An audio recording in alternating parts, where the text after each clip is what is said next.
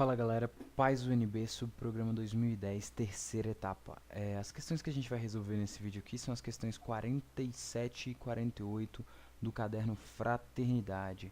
Bom, o texto das questões diz assim pra gente.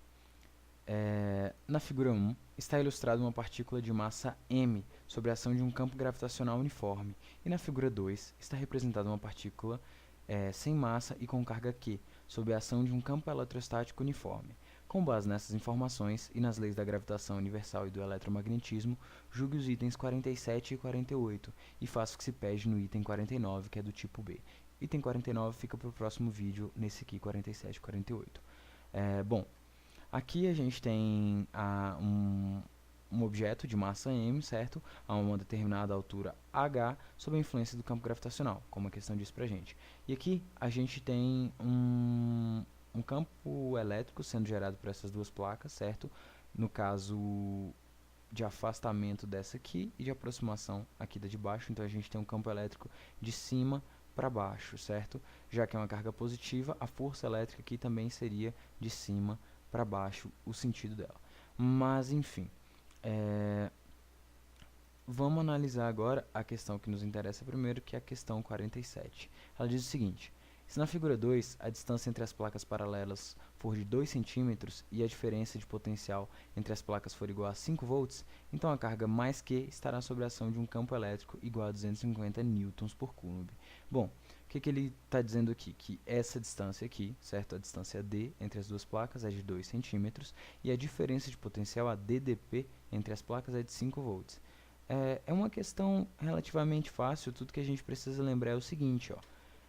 Diferença de potencial é igual a campo elétrico, certo? Vezes a distância. Então, o que a gente vai precisar fazer aqui? Simplesmente isola o campo elétrico, que é o que a gente quer encontrar, e a gente vai ter diferença de potencial sobre a distância. Dessa forma, a gente substitui ali os nossos valores e fica com o seguinte: campo elétrico igual a 5 sobre 2 vezes 10 a menos 2.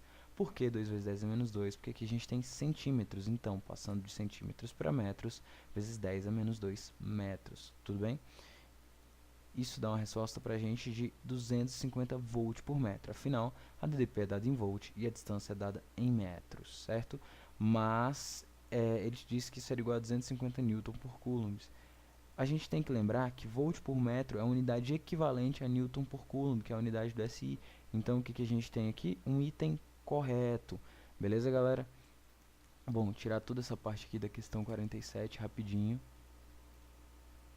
E agora a gente tem a questão 48, que diz assim pra gente: em qualquer um dos casos mencionados, gravitacional ou elétrico, o trabalho mecânico realizado para deslocar a partícula por uma altura h independe do caminho percorrido entre os pontos inicial e final. É interessante, isso aqui é uma questão bem mais conceitual. Aliás, ela é totalmente conceitual.